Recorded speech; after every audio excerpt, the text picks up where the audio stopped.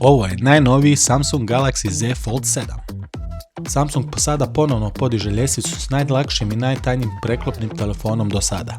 Ali prvo unboxing.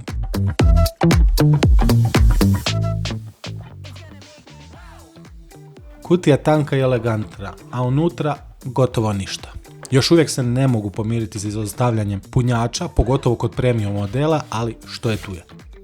U paketu se nalazi USB-C kabel, nešto dokumentacije koju vjerojatno nikad nećete pročitati i to je to. Dakle, iznenađenja nema.